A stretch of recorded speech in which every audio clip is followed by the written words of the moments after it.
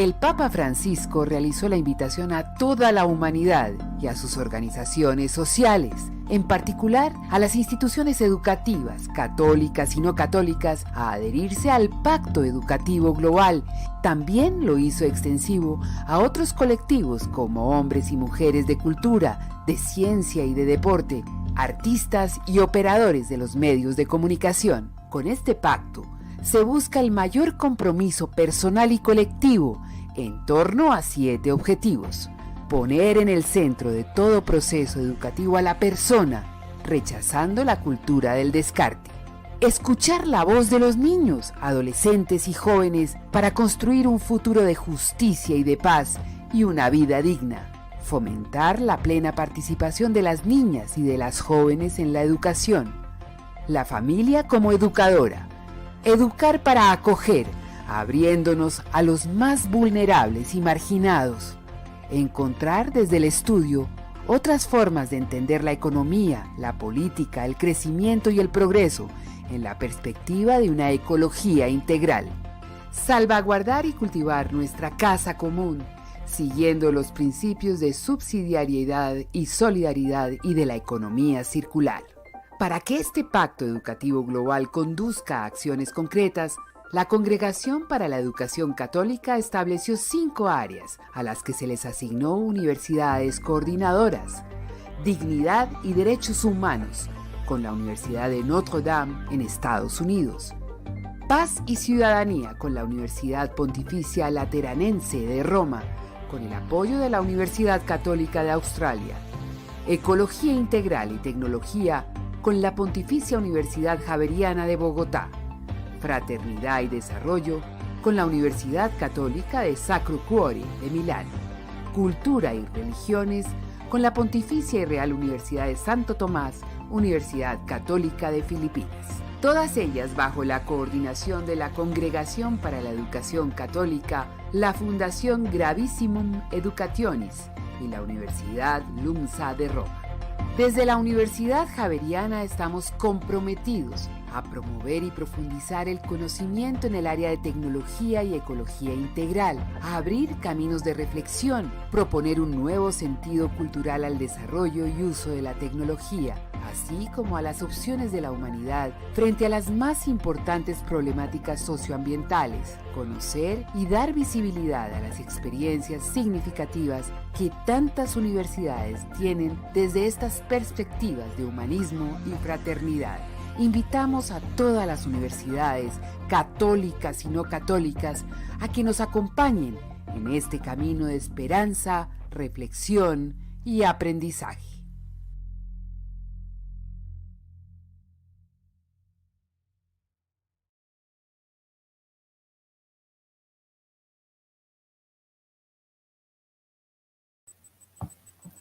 Good afternoon, everyone. We very much appreciate all of you for attending this event.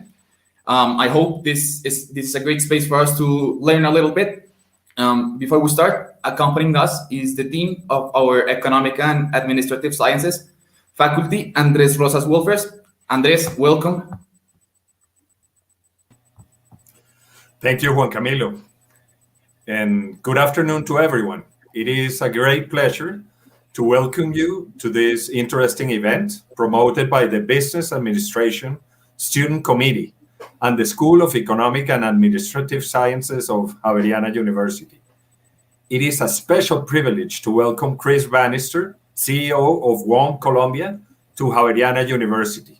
We are deeply honored to have him at Javeriana, and we relish the opportunity to meet a great business leader in the region. I would also like to extend my greetings to Professor José Ribamar Siqueira and thank him for his participation in this event. Finally, I would like to thank Federico Martínez and you, Juan Camilo, students and members of the Student Committee, for their work and sacrifice in organizing and planning this event. It is very gratifying to have this kind of space where academia and organizations come together. I really appreciate students promoting this type of activities to learn more about the operation of companies as interesting as Wom, but more importantly, about the experiences of leaders as interesting as Chris. So I hope you enjoyed this event. Thank you very much. Okay, so today we are joined by a first-class guest. Chris Bannister, the CEO of Wom Colombia, will be with us today.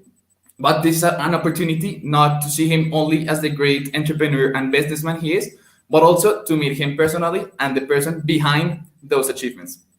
Despite being a world-class businessman, Chris certainly does not fit at all with the stereotype of the typical businessman. And soon you will see why. With his rockstar style, with his rockstar look, and his out-of-the-box creative thinking, he attempts to break market structures and refresh the concept of what a CEO should be. This is precisely why we knew he was the perfect guest for us to have a conversation with. Now, Federico will tell us a little bit about him. Perfect. So I'm going to give you a little context of who Chris Bannister is. Chris is a native of the outskirts of Manchester. He left his country in 1995 in order to explore different people and environments. And in this, he does not exaggerate a little, as he has lived in more than 10 countries in Europe, Africa, Asia, and now Latin America, with the particularity that in many of his homes, he has had successful ventures. During the 90s, Chris lived in Singapore, Malaysia, and Vietnam. Later, he returned to Europe to live in Sweden and Austria. Then he was in Poland, from where he sailed to Africa to live in Nigeria and went to Azerbaijan in Central Asia. For almost 5 years, he lived in Chile and took Wom Chile to the next level. Nowadays, Wom Chile is a direct competitor to the big names in mobile business. Last year, he arrived in Colombia to lead Wom Colombia as his CEO. Wom was launched in November 2020. Wom's main mission right now in our country is to fight for that 25% in the Colombian market. The businessman has been recognized for exploiting the potential of small operators to take him to the top of the market, fighting against the big ones that are already established and comfortable with their market share. According to Bannister, his fight to benefit users with a better service at low prices. With that being said, we can formally start with this event. We hope that everyone will have a great time alongside Chris. So Chris, once again, welcome to the Javeriana. Thanks very much. I hope I can live up to the intro. We certainly know that you're going to do it. Yeah, we think you will. Okay, let's give it a go. Let's see. If all the listeners can learn a little, and more importantly, can I learn a little as well? So I'm looking forward to the next period of time. So, what would you like to ask? Okay, where should we start? Okay, to get started, we wanted to tell you a little something about yourself. Who are you? But not the achievements you have made, not the position you currently have at Wom, because Federico already told us that.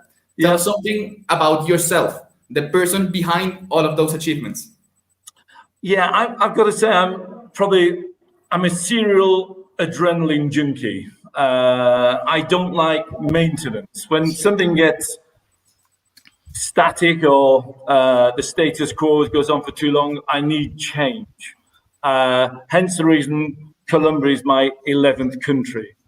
I'm pretty passionate about the environment, and just before coming to Colombia, for some bizarre reason, I decided to cycle the whole of Chile, 5,250 kilometers on a bike, talking about climate change, and to be honest, talking about where some of the industries in the Atacama Desert were destroying it, and talking to student bodies like this one about what we as individuals could do about it.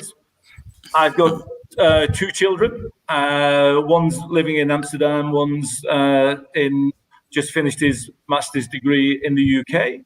And I'm 61 years old, with a mentality of about 12. Perfect. So, Chris, we know you have a big challenge right now with women here in Colombia. So the question here is, why did you or the company itself chose Colombia as a potential market? Yeah, we entered Chile in 2015, and as I say, I'm a bit of an adrenaline junkie. So after 4 years, I tend to leave the operation when it's sort of EBITDA positive, cash flow positive, and the brand and the culture has been sort of established. So after 4 years of operative control in Chile, when I was thinking about what's the personal stuff that I want to go and do, Tor, the owner of Novotel, said, nah, I want to take Wom somewhere else in Latin America. So, yeah, where could we go with Wom? It's been so successful in Chile. So I said, okay, let's do a trade-off. I'll look where we can take Wom, and then I want to do my bike ride. So we agreed. I got a nice balance. So that when I left operational control of Chile, I spent 6 months looking around Latin America. So I went to Brazil, Argentina, Ecuador, Peru, and Colombia. And then 6 months later, went over to London to see Novotel and Tor Bogus and the owner to present the business plans. And I mean, to be honest, when you look at a business, and I know most of the students here, you get told the academic, you get told the rational reasons for doing a business. And yeah, I'll take us through the rational reasons, but the bit that you probably don't quite learn sometimes at university is some of the emotional reasons why you make a choice. So first of all, I'll start with the rational reasons. I looked to run LATAM. At the time, Colombia had high prices, which is always good for a new entrant. You've got space to move. It had 20 million people who didn't have access to 4G, so the networks had not been fully developed. It also had a telecoms industry where 50 million people didn't enjoy the brands. The incumbent brands were not well liked, and so that's one area that we felt were the rational reasons. So we realized that there was space for us to move in because of the price. There was space for us to move in because the quality of the service was not good enough, and there was no loyalty to the existing operators. So that was ideal for our business model to come in as a challenger.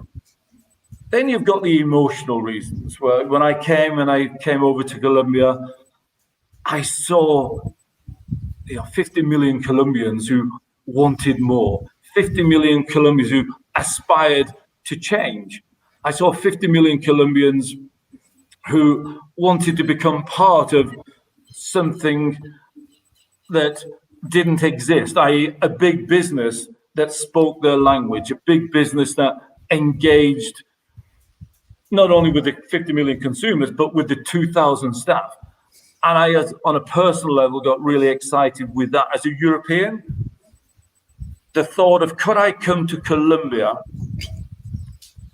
which, to be honest, from a European, can be a bit scary sometimes. Ooh, and can I come and create a high-profile, highly successful company that does it differently, that has a different management style, that has a different culture, that has a different tone of voice, that has a brand that engages with the population. And that, on a personal level, excited me. And you put the rational reasons and then the emotional reasons, and that gave me that intensity that I wanted to do it. And I managed to persuade Novotel that, come on, it's only $1 billion it's going to cost us. It was a little bit longer than that discussion, but that was the exciting part that we saw. Colombia is an exciting country, and the talent that exists here. I mean, I didn't know at the time, but usually impressed with the talent that I've found and been working with over the last 15 months. Perfect. It's a great thing to hear, like, this whole story about how you decided to come here to Colombia. We are also accompanied by José Ribamar Siqueira. José is a professor at our faculty at the Business and Sciences Administration here in the Javeriana. So, José, the stage is yours. All right, I'll take my cues from you going forward, but thank you very much. You had so many great points about a lot of the things that I do research in marketing. I'm a big believer in leadership. I think it does serve a purpose of aligning everybody behind a goal. And, one of the questions that I would have for you just to get started is, how would you define yourself as a leader? More of a transactional, transformational, a blend? I mean, we had the opportunity to talk to Andrea right before we got started. And, we heard this term that has been resonating here about Wommers. So, I would love to hear about that, because it's one of the areas that really, really interests me, getting everybody behind a goal to support the development of a company is no easy task. No, and to be honest, I often say to my people in the various spaces that we have, whether it's my honesty meetings with 10 to 15 new people, or the 70 key managers every Monday morning at 8 a.m. One of the key messages is why. To build a telco, if I'm perfectly truthful with you, I've built 10 other telcos pretty successful in other parts of the world. So to build another telco it's interesting, but it's not the reason why. Why at the age of 60, why do I need to do another telco? I don't. What I want to do, and what I want my 2,000 Wommers to do, is let's change Colombia. I don't know if you can see it, but here it says change Colombia. It's not about let's create that's the interesting. best telco. I want to change Colombia. And I want to galvanize and infuse 2,000 Wommers to want to change Colombia, to make sure that the Europeans and the Americans see the talent that exists here in Colombia. And I've got to say, on a global basis, you guys, and I would say you guys on, the academics here, the politicians here, you undersell Colombia in terms of the talent that you have. Now, I believe Wom can change that perception. By being successful in a big, tough industry, a big, high-profile industry, we can change that perception. We can highlight and showcase the talent that exists here. We can only do that if we're successful. Nobody follows a failure. Nobody copies someone who failed. You only succeed to change Colombia, to change the mindset of what people's impressions are of Colombia, if you're successful. And you'll only then do it if you do it the right way. And it's about getting 2,000 of us, not me, not the management team, but 2,000 people believing that's why we're here. Not just to get some new customers today or tomorrow, but to change Colombia. That's the why. And part of my management style is to encourage people to get to understand the responsibility that they've got. That this is not just for them, this is for their kids. And importantly, to enjoy the ride and to think, I did it. I was part of that. And that gets 2,000 people on the mission. 2,000 people, whether my people in the shop in Cartagena or in Santa Marta or in Cali, do they feel that? Because it's not good enough just to feel it in this office. You've got to feel it 1,000 kilometers away. You've got to feel part of that mission. You've got to feel it if you get paid $400 a month. You've got to feel it if you're an engineer building the network in the jungle. Why? Why am I doing this? Yeah, to build a telco. Colombia's got 3 telcos. It needs something bigger than that to get everybody behind the mission. And that's part of my leadership style. I do that very hands-on. Interestingly enough, as probably most of the people on this phone call, think, does he not speak Spanish? And the answer is no. I wish I did. But how do you articulate that message in a foreign language? I know most people on here are pretty articulate English. Most of my staff are not. So that means I've got to work harder at the various mechanisms to communicate the why, to communicate the responsibility, not just to build a base station, not just to serve in a shop, but to change Colombia. I think it's an interesting goal, and to your point, the feeling is that this becomes very infectious, right?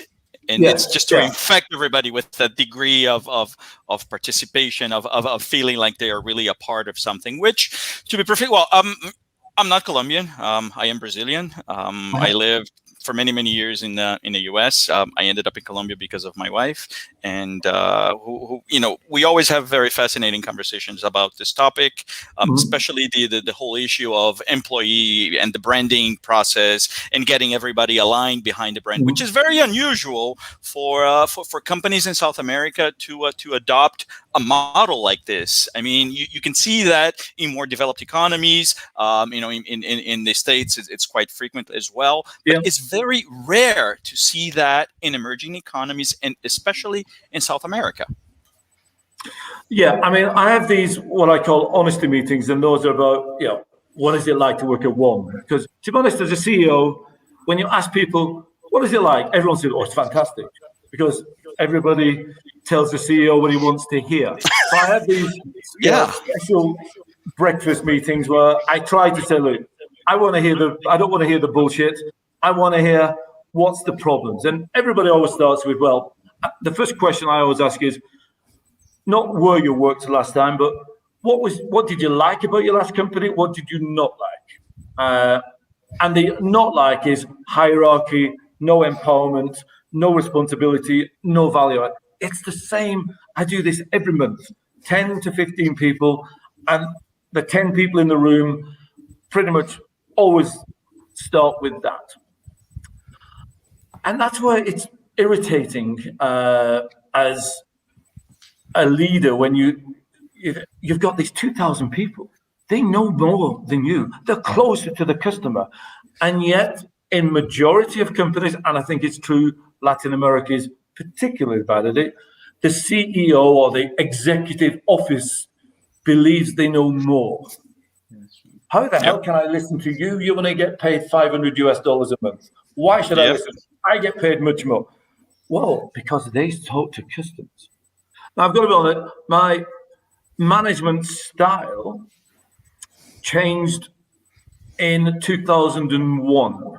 Before 2001, as it was announced, before that, I spent a lot of time in Asia, Vietnam, Singapore, Malaysia, which, to be honest, to gain respect in Asia, you just got to work harder and longer than anybody else in the room. So you just work hard. And to be honest, as the white guy in Asia, and I'll put it that way, and I was known as the Guaylo, which means white ghost. All right. You have the Guaylo working so damn hard, working longer hours than the Chinese guys or the Malay guys or the Singapore. I got to be honest, gained respect. And if you gain respect, then people will listen to you. I then went back to Europe because I wanted to get involved in 3G. In 2001, 3G was a new technology. And I got a job as a CEO in Sweden, Scandinavia. And I changed my management style. It was the chairman, very old, very old, probably about my age, actually. Now, but it was, 73-year-old Swedish chairman, ex-CEO of Ericsson. And he said, and after about 4 weeks, he came over to me and said, Chris, I got to have a chat with you. You've got to go home at 4 o'clock in the afternoon, at least twice a week. I don't care whether you go home, go to the gym, whatever you want to do, but you leave the office. Don't stay here. Don't stay, and everybody's got to see you leaving the office. Because if you don't leave the office at 4, it's because you can't manage your time. And of course, as a 42-year-old, I was there, but I've got a lot of work to do, got to do. Chris, you have 1,000 people to do the work. And that was transformative in my management career. To if you tell a Swedish person, I want you to do this, and then tomorrow you say, did you do it? You won't employ anyone. It's about saying, I want to achieve this. Please work out a plan and tell me what resources you need. It's a very different way. Mm-hmm. And I suddenly launched 3G 2 years before Vodafone, Orange, and T-Mobile. This is before Apple, before Facebook, before Instagram. We had to write all the code. And most of your people were saying, was there a before Facebook? Was there a time before the iPhone existed? Yeah, we wrote the code to be able to do that in 2003. It would have been impossible to tell people what to do and to micromanage. And that transformed my leadership style to actually say, this is what we need to achieve. You're the expert in IT, you're the expert in marketing, you're the expert in finance. This is the resource that we've currently got. This is what we need to achieve. Tell me the plan, and I'll create the environment for you to deliver. So my role as a CEO and my management team is not to do the job. It's not to say, let's write the customer relationship management policy. It's to create the environment, the resources, the space, the communication tools, the market research, the money to be able to allow my people to perform. And I think it's very clear you have made it from within the company, and you have a clear basis of what you want Wom to offer Colombia and even offer the world, like from the inside. But being in a Colombian market that has lots of competitors, I mean, each week I get easily 15, 16 calls from different providers of phone services offering me their services. So how do you translate that you have from within your company, all those values that your 2,000 Wommers have? How do you translate that to the world? And how are you planning to transfer that to the client, which is basically the way you're going to earn money and to achieve what you want to do by changing Colombia? Okay, I don't tell my shareholders, I've got the easiest job in the world. Yeah. I don't think so. Everybody wants one of these. Everybody. 50 million people want at least one of these. Now, reality is, you say you get 16 phone calls, or I've got 3 big competitors, only 3. Name me a product that 100% of the population want and desire your product, and you've only got 3 competitors. Yeah, it's tough to find. Banking, no. Chocolate, nearly. Technology, no. Yeah. Not internet. So now, right so now, all I've got to do, I've got to do 3 things. Provide that a bit better quality, a bit cheaper, and create a brand that people love. Not a brand that people know, not a brand that people respect, not a brand that is cool, but a brand that people love and want to be a part of. So once I do those 3 things, why don't I get 100% market share? Why am I satisfied with 25% market share? Now, they're getting it a bit better and a bit cheaper. It's about the way we do it. Getting the brand that loves starts with one thing. I can't get 50 million people to love me or to love the brand. You're going to have in the long run. If my 2,000 people that I employ don't love the company, there's no way am I going to get 50 million Colombians to love the brand. So it starts with, every time we do a TVC or every time we have an Instagram campaign. It's, what will 50 million people think? But the first thought is, what will my 2,000 Wommers think of that? Is that a company that they want to belong to? Is that a company that they believe, i.e., do they see it in the office? Is that TVC something that is credible with their experience? Now that's where we start. Are the policies consistent with our values? We have 4 big, strong values. Are we brave? Well, to be honest, I'm putting $1 billion into a country that I don't speak the language, so it's pretty brave. Are we committed? Yeah, I'm building 8,000 base stations. I've already connected 570 communities that never had the internet before, so we're pretty committed.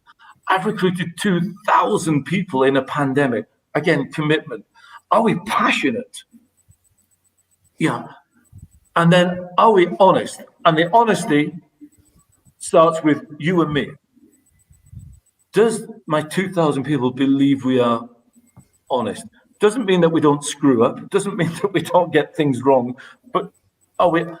That creates that sense of belief. And I say, that starts, once you've got that, that gives you the platform to get whatever you want. And then you've got, okay, can I make it a bit cheaper? Can I make it a bit better? So a bit better, 20 million people don't have access to 4G. Yeah. So I can make it better. It's a bit of more time and it's a bit more money. It's $1 billion. Then you've got, can I make it cheaper? Well, in my industry, people don't care. When I say they don't care, most CTOs, the guys who order the network, do they order it on the, do they go to tender, or do they give the contract to the guy who flew them to Barcelona because it's the Mobile Phone Congress? Do they offer contracts to their friends? Is there nepotism in the organization? Which destroys the culture of the organization? That puts huge cost. No, it's okay. You can have huge costs if you've got high revenues.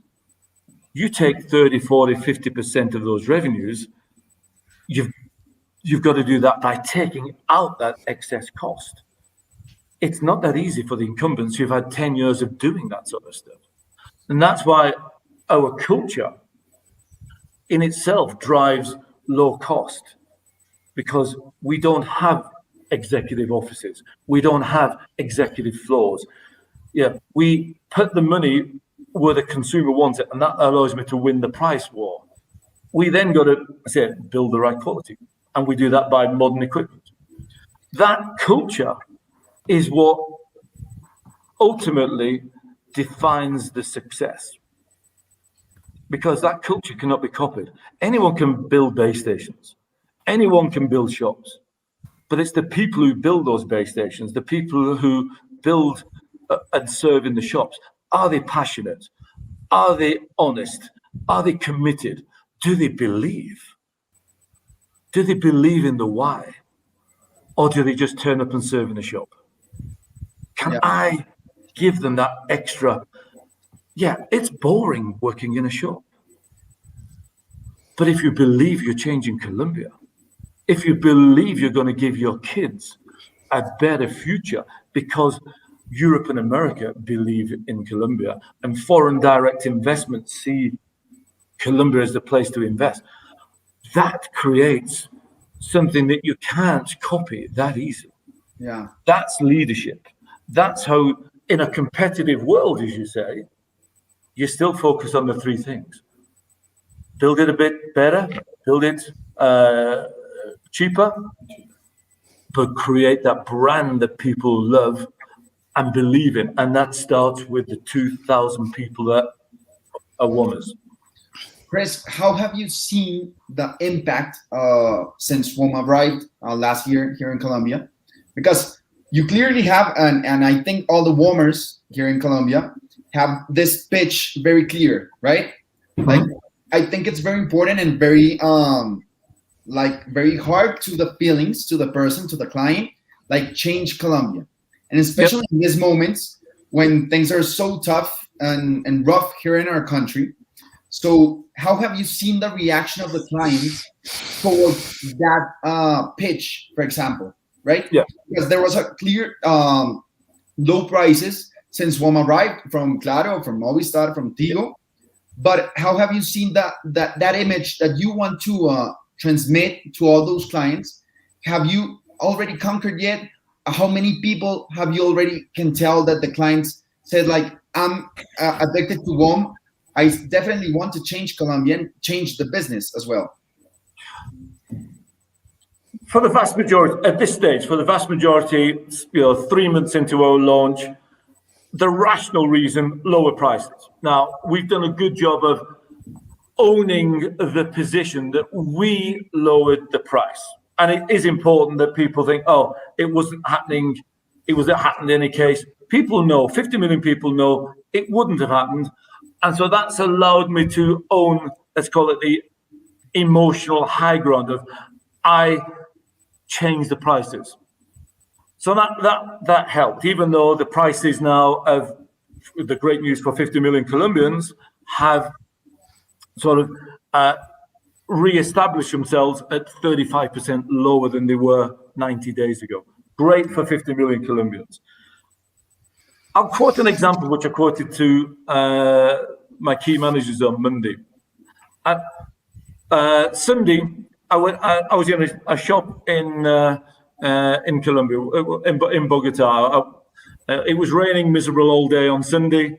I thought I'll get some retail therapy, and I popped into one of my shops to see the people.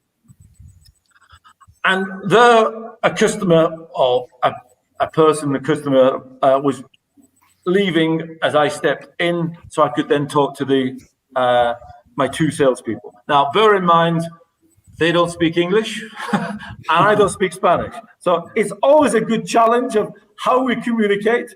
How do you manage that? Chris, how do you manage that? For example, you enter the store, how do you manage that conversation?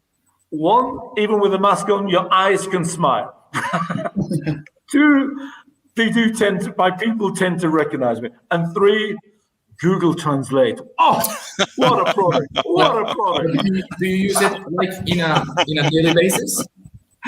For instance, if you want to go to the shop on the street corner and you want to order, I don't know, an empanada, how do you do to communicate with someone that maybe doesn't know at all English? You use Google Translate all the time, or no? What do you do? In those circumstances when it's I do have a bit of Starbucks Spanish, but in the smaller shops, it's surprising how a bit of hand language, a bit of smiling, a bit of, to be honest, I'd say Colombia, but I would say the other 10 countries, because 60% of the countries, I couldn't speak Azuri, I couldn't speak Burmese, I couldn't speak German. People want to help.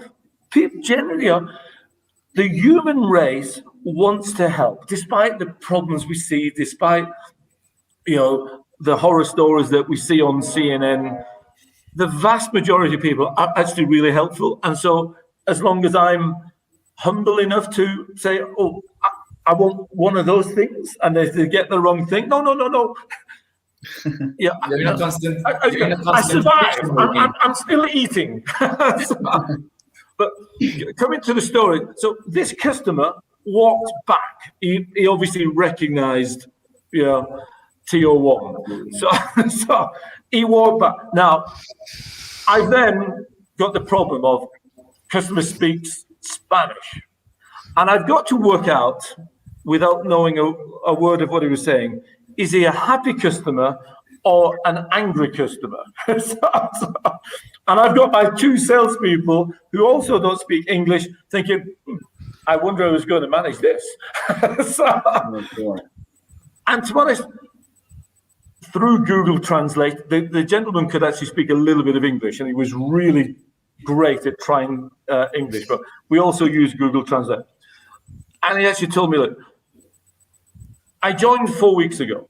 I joined WOM 4 weeks ago as a customer, and it didn't work. And then I gathered after 10 minutes, it was my SIM card was broken, but these two people changed my SIM card and it now works.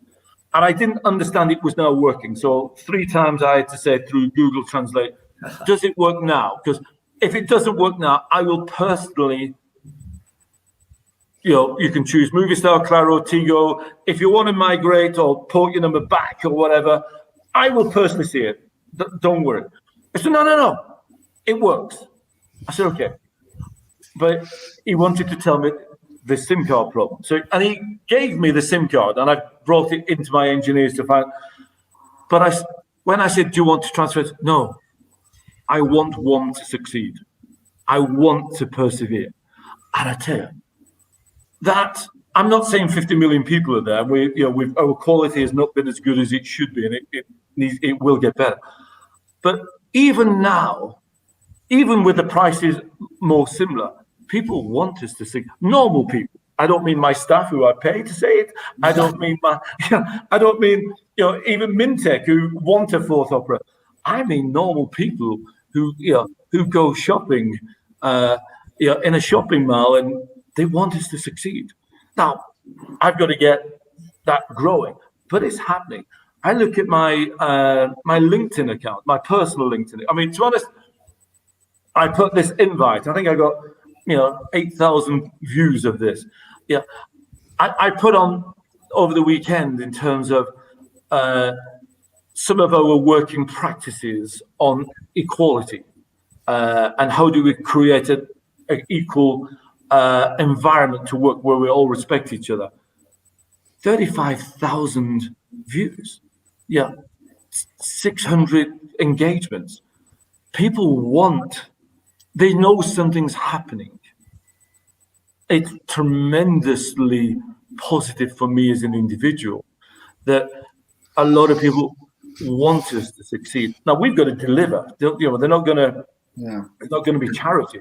But this message of change Colombia, this message of let's do it the right way by living our values, not just having a PowerPoint slideshow shit that every CEO talks about. I mean, live the values. I mean, well, it's a Chilean example, but the first example because Chile and Colombia, some similarities. The first TVC I did in Chile was in New York. We decided, the big one we'd do it in New York. So I get onto a plane with my brand manager. My brand manager is really stressed. He's with the CEO. It's the first big TVC. It's the one that's going to introduce Wom to the whole of Chile. We get on the plane to New York. It's 10 hours to New York from Santiago. I sit down. He carries on walking. He's in economy. I'm in business class. What the hell? I'm there to party. I'm there to have a tattoo and to party and to be, have fun. He's there to work. So we swap seats. We arrive in New York. I ring up the HR director. What is our travel policy? Oh, you're in business class because you're a C-level. Oh, Alvaro, well, he's just the brand manager. Yeah, but he's working. He's the guy who's doing the stress. Yeah, but he's a manager. Okay, before I get back on the plane and we're back, let's change the travel policy. If we travel more than 4 hours, we all go business class. If it's less than 4 hours, even the CEO, he can go economy. But it sounds small. That change and the other ones that we did suddenly start to realize in the organization to the 2,000 Wommers, wow, he means it. He means we're all equal. Yeah, I get paid more than anyone in Wom. That's my market rate. But why the hell should I have more luncheon vouchers than the person who is at the reception? I can afford my own lunch. The receptionist probably not. So, but those treating people with respect and equal, it makes a big difference in LATAM, and it makes a really big difference here in Colombia. And that creates that creates the I want you to succeed. That creates the sales girl in Cartagena, Cali, Medellin to go home and feel proud of working for Wom. She doesn't just work in a shop. She's changing Colombia. I find it interesting because it is very difficult to really establish this connection between, you know, what it is that the brand is really promising, what it is that the employees really understand about the brand, performing as what we call in our line of research as brand ambassadors, right? I think that's the term that they love to talk about. But I you know, speaking from an academic perspective now, bringing it back to the other side, to the dark side,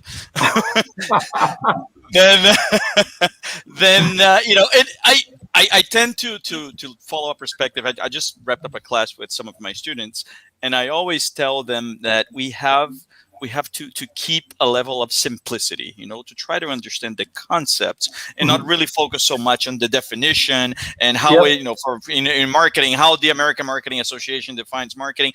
I really don't care about that either. But from my perspective, when I'm talking about brands, when I'm talking about what those brands really incite in people, I always tell them that the best way to define a brand is that a brand is a promise. So if I were to ask you, how would you define your brand as a promise? I mean, what is it that you really want your customers to get from this, from Wom when they first see it? What is the promise that is being made? Well, we give you more. You deserve more, and we give it. Now, that is much more than just giggers. I mean, in its simplest sense, yeah, you deserve more giggers and you deserve better quality. So you deserve more. That's the brand promise. But on a more subtle sense, my people deserve more. And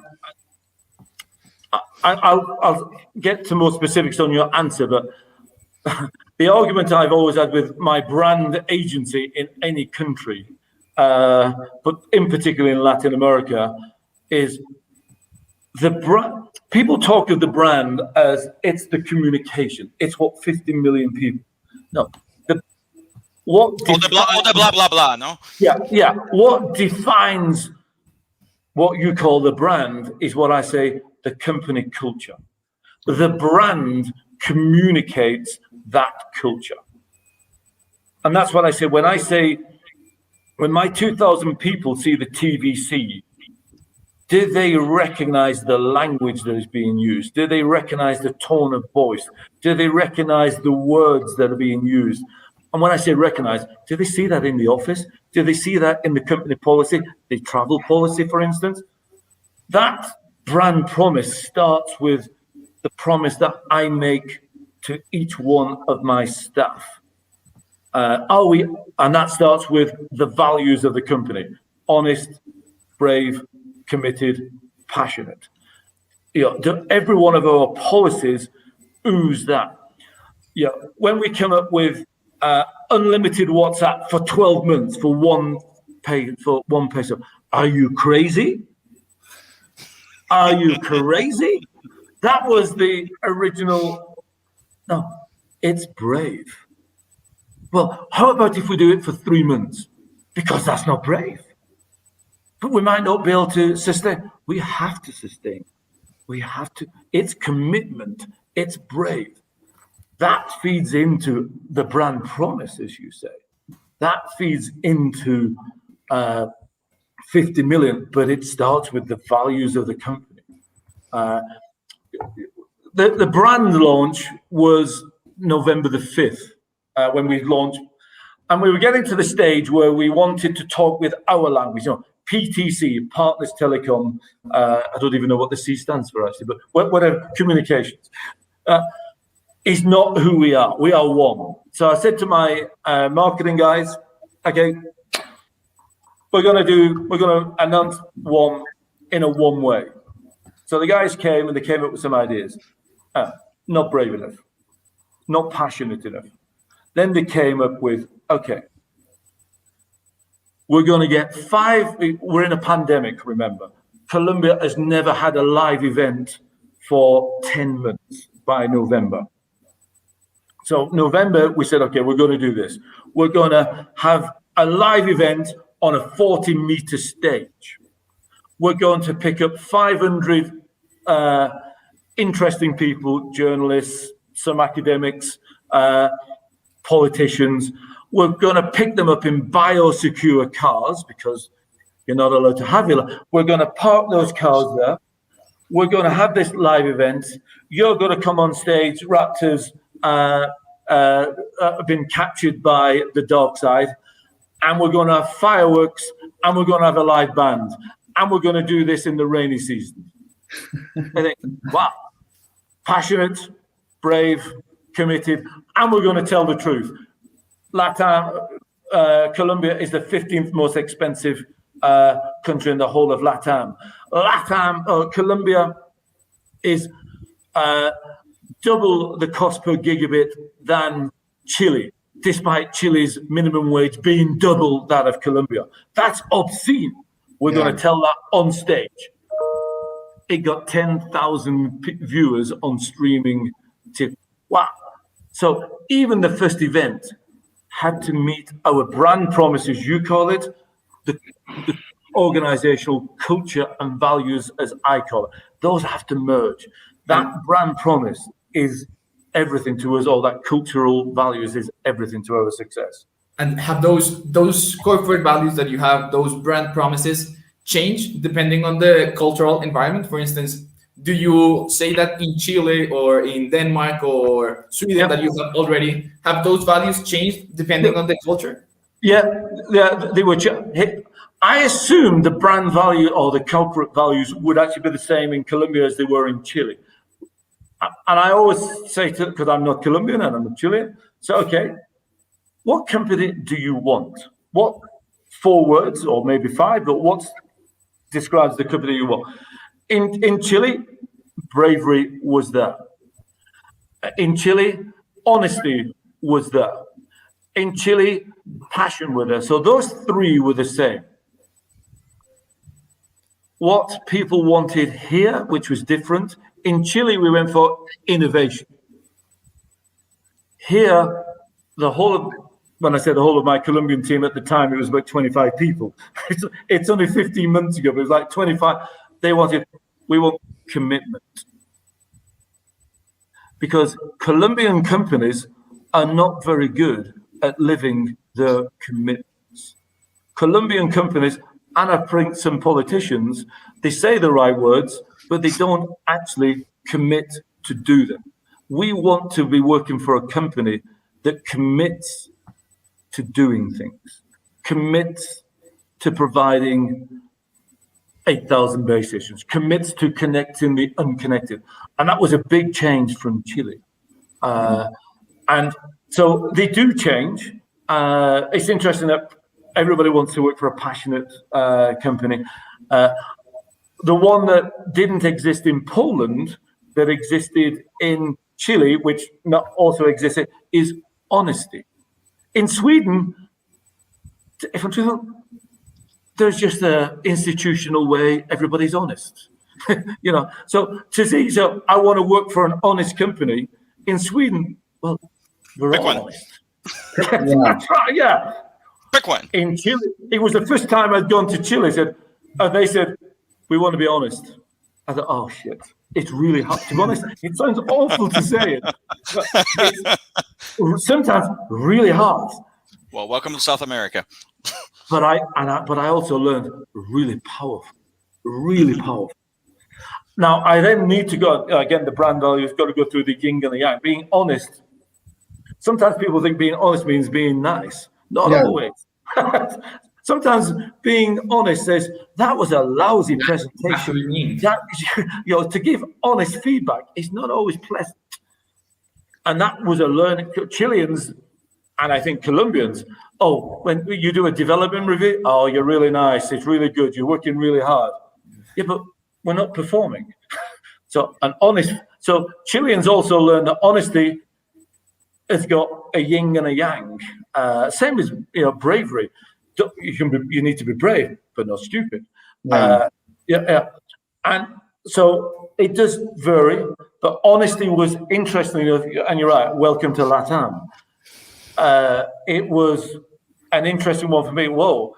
It was challenging. The general population in LATAM do not believe companies are honest. Okay.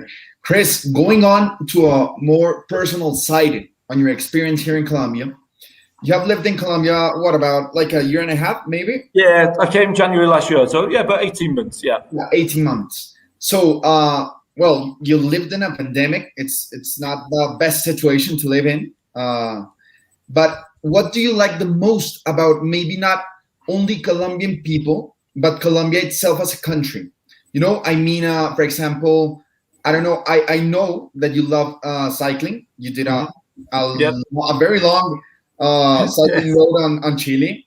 I know that you also like hiking, climbing as well. So have you practiced any of those plans here in Colombia? Yeah, I mean, since I think last September, I think I arrived in January, March.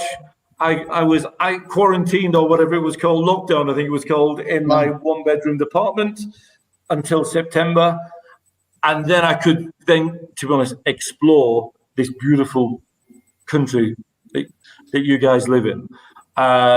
January, I was really pleased that my daughter managed to escape Europe, trained England. She lives in Amsterdam. Her mother's in England. At Christmas time, she escaped England on train because she couldn't fly because England had stopped all flights leaving the UK. Train to France, another train to Germany, and then a flight from Germany to Bogota. And then we went to the Lost City. So to see the Lost City and to hike through your jungles around Santa Marta for 4.5 days, I think it was, to jump into the waterfalls, to see the wildlife, absolutely beautiful. Absolutely beautiful. I was hoping this weekend my son would come over and we'd planned a trip to the Amazonas, but unfortunately England is still not allowing people from Colombia to just go back to England. We'd have to do 10 days, so I've had to postpone that.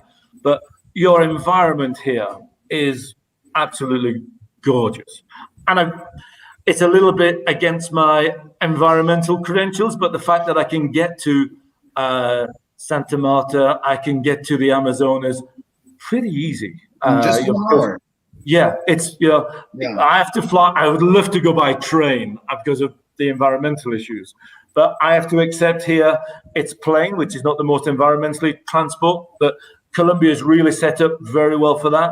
So to see the diversity that you have here, and you've got the diversity of the landscape, but also the diversity of the people. You know, when I went to Cali, my birthday's in September, so my first seeing the regions was to Medellin and Cali. So for a 61-year-old, as I turned when I was in Cali, to have salsa lessons, European, our hips, are not that good. But everybody in Colombia can dance. It's not just Shakira. Everybody. And to see that, that intimacy, that enjoying of life. And I think that comes down to you've got such a diverse country. People can see it, they can feel it and touch it. And that passion is terrific. And I've got to say, I spent from Bogota, there's also some beautiful bike rides. They're always tough because you've always got to get over the mountain. But I've just been really. I'm planning not this weekend, but the weekend after I go to Tolima. I'm hiking up to Tolima. Yeah, they won the coffee region. I think it's Tolima. Yeah, you've got a volcano and a glacier. It's at 5,500. So the guy, he was ticking the boxes, and then he said, "And how old are you?" "Oh, 61." 61. So, I gather it's not going to be that easy. But it's to see. I said that the snow at the top in Colombia would be fantastic. So you have been satisfied. I'll make it. As you said it yourself, being an adrenaline junkie, you have been satisfied with the plans that you have in Colombia, and during pandemic have you been able to do everything that maybe you had planned before? And how is it Colombia in terms of the plans that you can do that satisfy your need of adrenaline, your need of... I mean, I got the first 6 or 7 months, like everybody, I had to breathe and accept I was stuck in a 1-bedroom apartment. Then from September last year, it opened up, and now, I can enjoy the personal life in terms of the adrenaline I seek, the adventure places I want to go, and also for me to, I spent 30 years learning from people. So for me to go to Cali, for me to go to the indigenous areas and to learn. I mean, when I was on the Lost City trek, and you see the indigenous walking by, and to be honest, they don't really look you in the eye. I assume it's, there's a spirituality that, being a Westerner, or we don't fully understand. And you suddenly think, who's got it right? I live in Bogota, I've got restaurants, I've got the excitement of a city, or waking up every day to the sound of the birds, waking up and seeing the sunrise.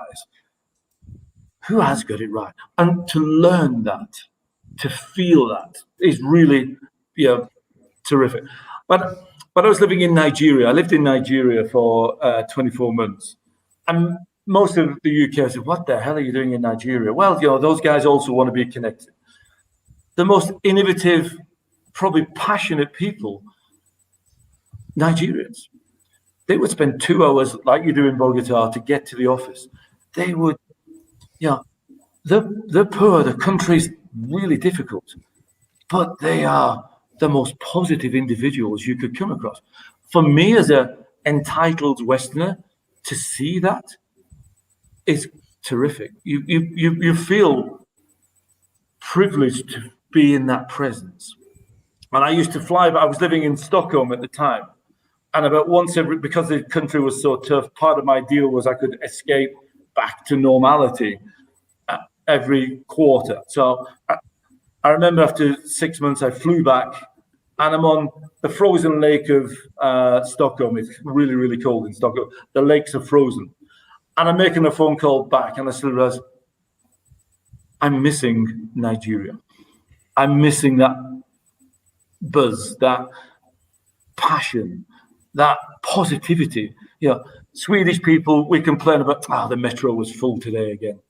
Wow, is that how bad life can get? The metro's full. Yeah. On the way from my apartment to the airport would be about 25 kilometers through downtown Lagos, which is tough. I probably see about 3 people who've been run over and no ambulance. That's tough.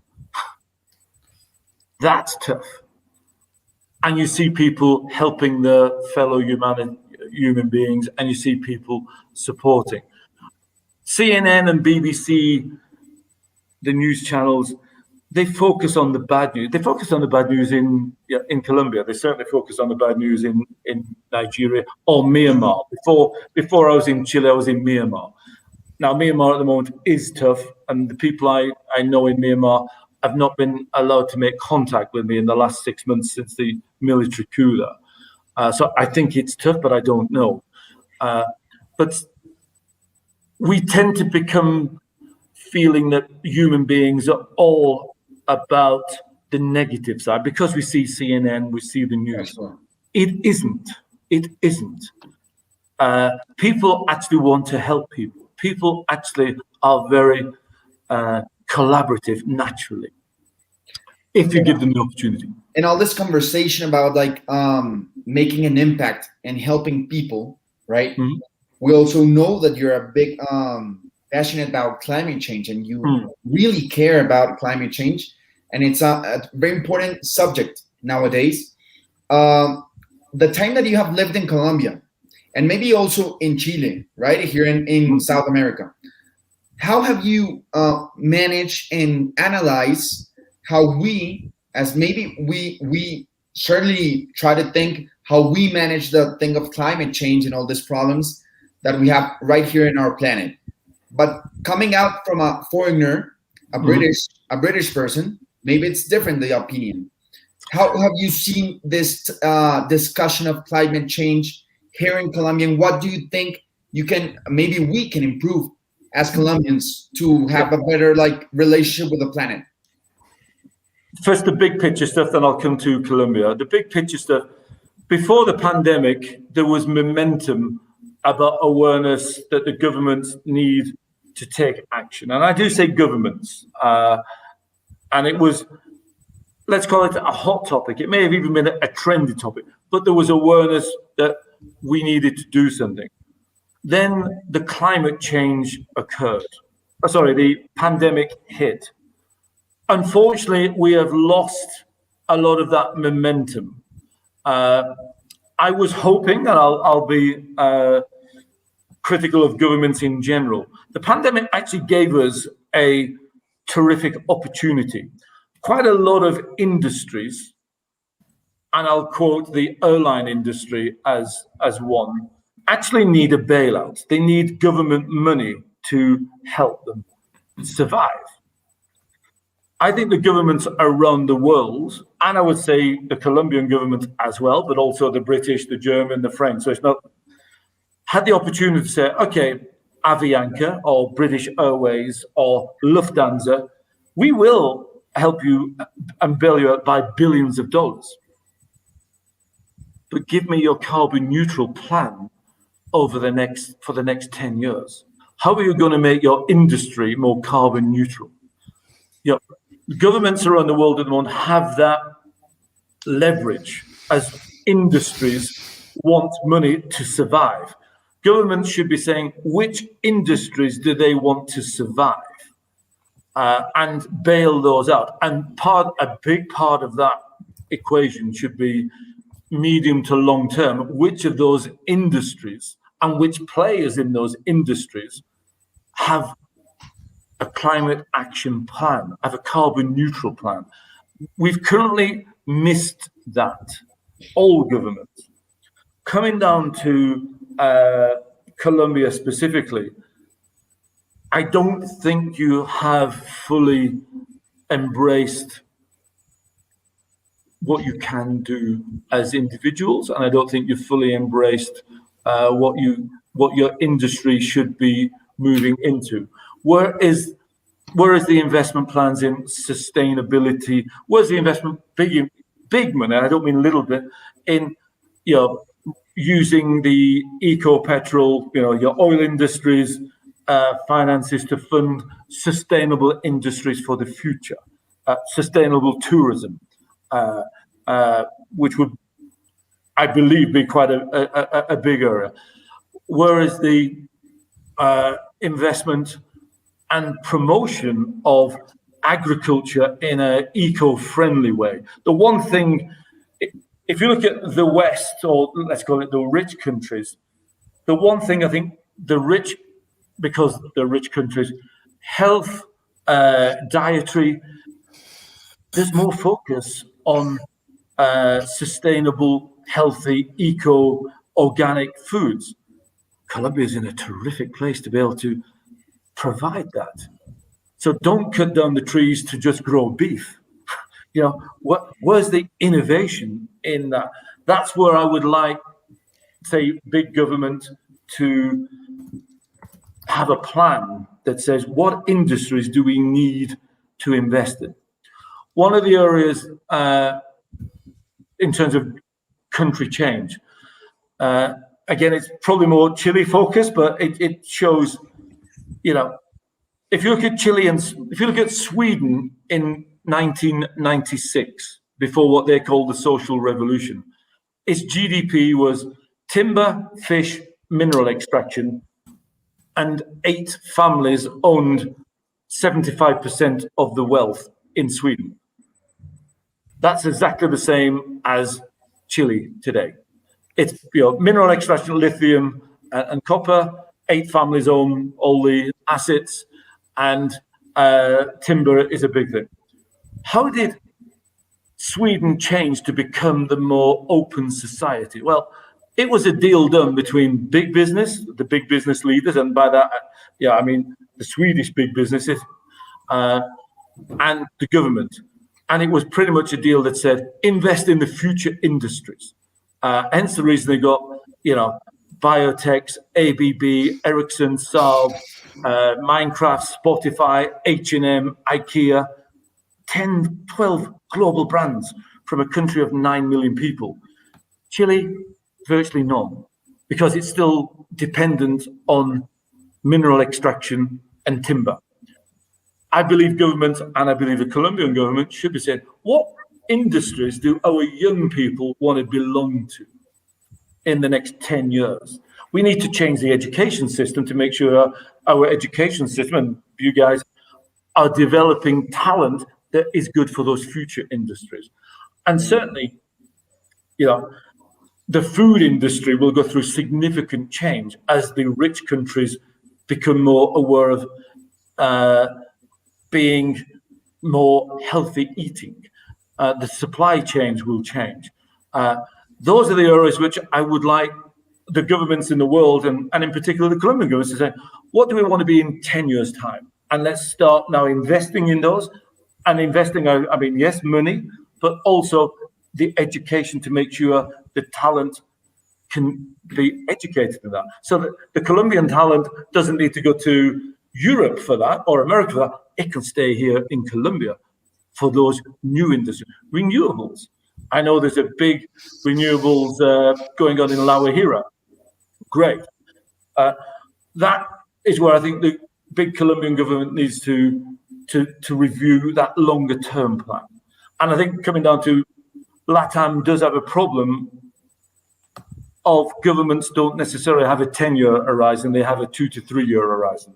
Climate change needs a 10-year horizon, doesn't need a 30-year horizon. We ain't got 30 years. It's a 10-year horizon with deliverables for all the governments, in particular America and Europe. But Colombia needs also to look at that with all seriousness. And I'm hopeful, but I am a positive individual, that COP26 in November, that China, America, Europe, Russia, which are the big problem childs, will invest significantly in saving the planet. And that means funding people or countries like Colombia to do their part. I mean, let's take British Airways and Lufthansa. Shouldn't we actually, people like myself or those airways, the airline industry, have a carbon tax for flying, and that carbon tax goes to people, goes to Colombia or Paraguay or Brazil to save the rainforest?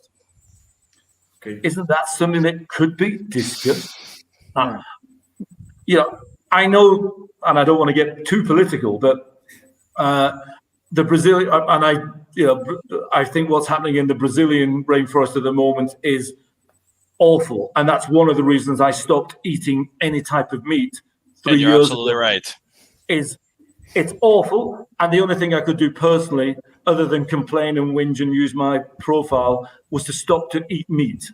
But I do believe to save the Amazon jungle in Colombia, Paraguay, those countries need money. The money could come from an airline tax that rich people like myself pay. And, that is correct. I'd like to see that debate. So it's not all about the Colombian government giving. It's also about the Colombian government taking leadership in asking for things which are doable.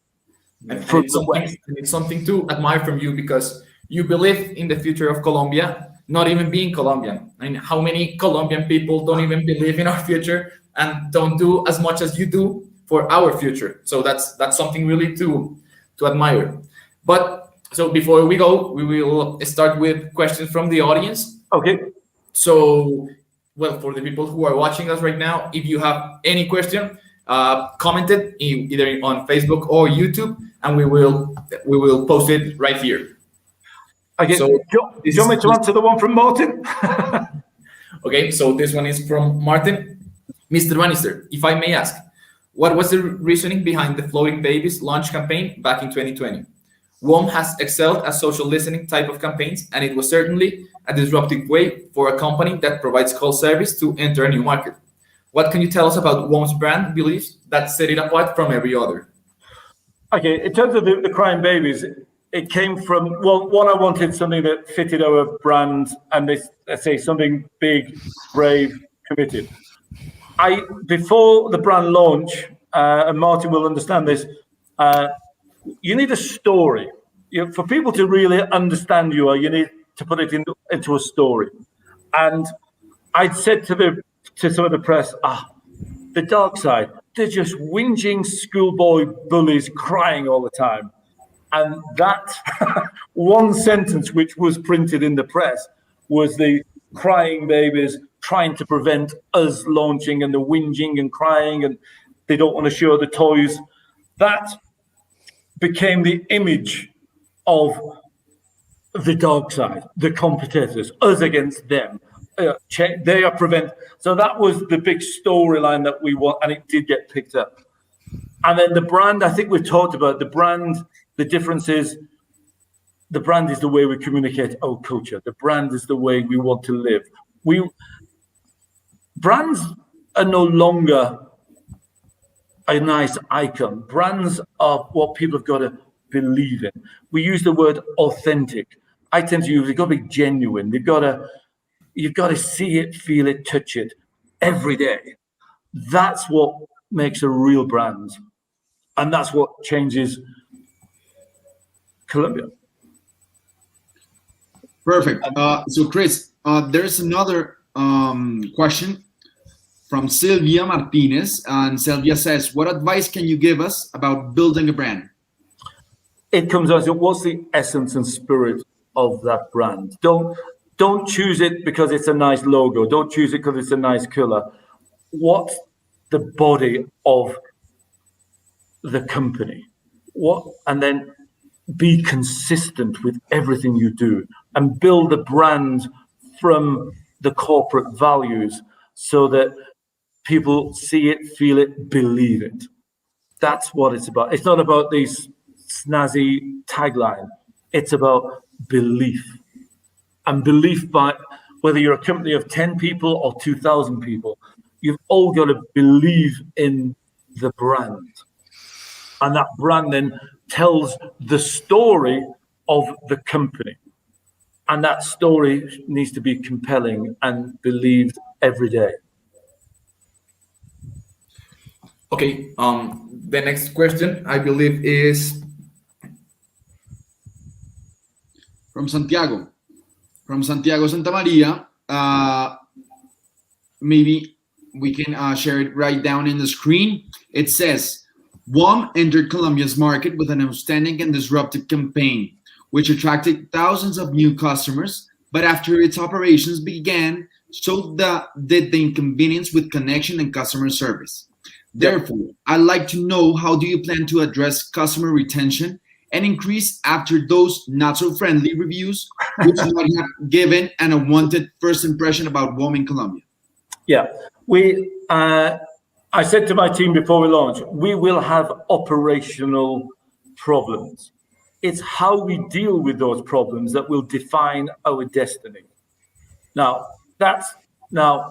we had significant launch problems. To go from 0 to 10,000 a day, no matter how well you plan, you screw up. So one, we compensated all our customers. It's not ideal, it's not brilliant, but it was free. I'm not saying that's good enough, but we compensate, and then we gave extra compensation. 2, within 4 weeks, my call center abandonment rate, which is a measure of how many people are complaining, normally it should be about 5%. 5%. Within 4 weeks, it had gone up to 50%, 50. Awful, really, really bad. Now, what did we do? How did we deal with that? Did we look, who do we blame? Was it, we didn't have enough base stations, or the dark side were doing some tricks, the people weren't trained?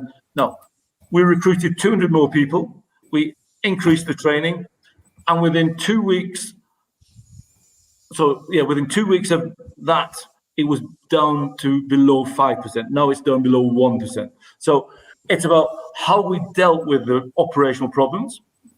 We dealt with them. I have to bear in mind, we're putting $1 billion into Colombia. We've actually only spent $265 million US dollars. So we're only a quarter of the way through. So we've still got a long way to go. We've improved all our training programs. We've increased the number of staff. We've now got 3 call centers answering the problems. We're building 100 base stations every 10 days. It's huge.